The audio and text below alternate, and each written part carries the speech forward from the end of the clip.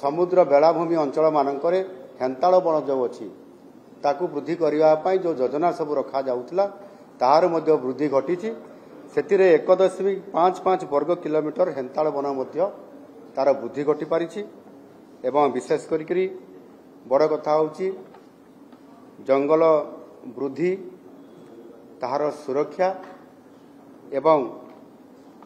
Jungler निया को किभली भाव में रोका जाई पारिबो ताहा उपरे सबुठारु बड़ फोकस करा जाउची। आजिर जो वनखंड अधिकारी मानकर जो सम्मिलन चली सम्मिलन गोटे बड़ फोकस करा जाई पारि एवं विशेष करिकी आम ये जंगल विभाग तरफ वृक्षरोपण कार्यक्रम को आम प्राधान्य देइछु एवं गत आर्थिक वर्ष विभिन्न स्थान मानकरे राज्य रे वनीकरण क्षेत्र में 30,750 हेक्टर अंचल विभाग पक्षरु पाखापाखि 2 कोटी चारारोपण करा जाइछि। यह निश्चित भाव में गोटे जंगल विभाग बड़ सफलता कहुई पार एवं विशेष करके आपण माने समस्त जानिछंती जे परिवेश को सुरक्षित रखिबा पई जंगल सृष्टि को एक मिशन हिसाब रे नबा पई आम यशस्वी प्रधानमंत्री नरेंद्र मोदी जी बहु बड़ गुरुदायित्व से नहीं एवं एक पेड़ माँ के नाम यही अभियान रे से आज वृक्षरोपण करवा लोक मान को अपील करथिले विभाग तरफ लोक विभिन्न प्रतिष्ठान तरफ ये कार्यक्रम को समर्थन देवा एवं भागीदारी हेबा कारण एवं आम ओडिशार जहाँ टार्गेट दिया जाइथिला हमको 6 कोटी 50 लाख चारा वृक्षरोपण करबा पई आमे ताकू अचीव करलु एवं 6 कोटी 50 लाख जगार 6 कोटी 72 लाख चारा वृक्षरोपण करी 100% रु अधिक 105% आम वृक्षरोपण करी एक देश में चतुर्थ स्थान अधिकार करने में बहुत बड़ा भूमिका आम नहीं पारी। एणु निश्चित भाव में यह आखि आगे रखिकी बड़ चैलेंज हिसाब रे आम पुणी चलित आर्थिक वर्ष रे आम नहींचु से आउ कोटी अधिक बढ़े 7.5 कोटीर चारा वृक्ष रोपण करने आम लक्ष्य रखीचु एवं गोटे मासिव ड्राइव करने आम योजना करूँ। गत किछि दिन पूर्व या एक बैठक आह्वान डाकी एवं से निष्पत्ति नहीं ये विभाग तरफ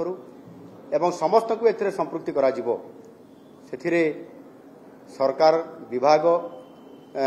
वन विभाग ता सहित सरकार विभिन्न विभाग स्कूल कॉलेज प्रतिष्ठान अनुष्ठान एनजीओ एवं तांको सहित मध्य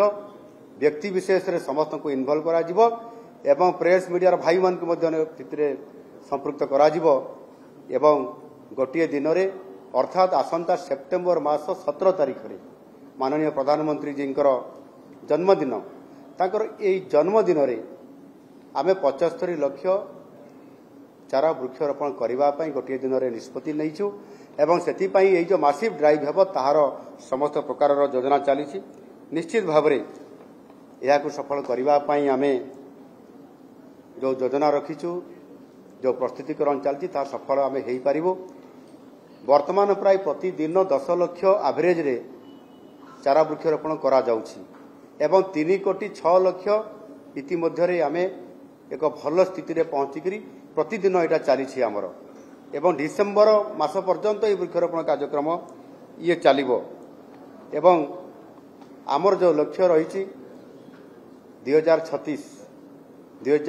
जेते बड़े आमर स्वप्न और आमर संकल्प रही जे आमे समृद्ध ओडिशा गठन करिवु आउ सेते बेले मध्य ये विभाग तरफ आमे सबुज ओडिशा गठन करिवा पई जो आमे योजना रखीचु संकल्प नहींचु ताको निश्चित भाव में आमे पूरण करिवु आ सेति पई ये विभाग तरफ माननीय मंत्री जंगल विभाग एवं परिवेशर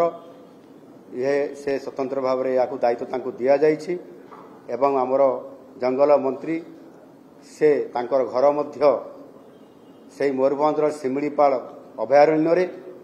एवं अभयारण्य सुरक्षा सहित सारा ओडिशार जंगल सुरक्षा सहित नूतन वनीकरण करी एक जंगल सृष्टि करने क्षेत्र में वैप्लविक परिवर्तन आने जहाँ सरकार निष्पत्ति नहीं आमर मंत्री गणेश बाबू ताहार नेतृत्व नौछंती मु आशा करी निश्चित भाव में ये क्षेत्र में ओडिशा भारत वर्ष में स्वतंत्रता लाभ करिवो स्वतंत्र स्थान लाभ करिवो एवं आमे संपूर्ण भाव में जो जलवायु परिवर्तन होउची एवं विश्व तापन अर्थात ग्लोबल वार्मिंग होउची ये क्षेत्र में बहुत बड़ गोटे आमे कंट्रोल करिवा पई आमे बड़ पदक्षेप नौछु ताहा द्वारा आमर बड़ कामटी आमे सफलता नहीं पारिबो बोली मु आशा करूछी।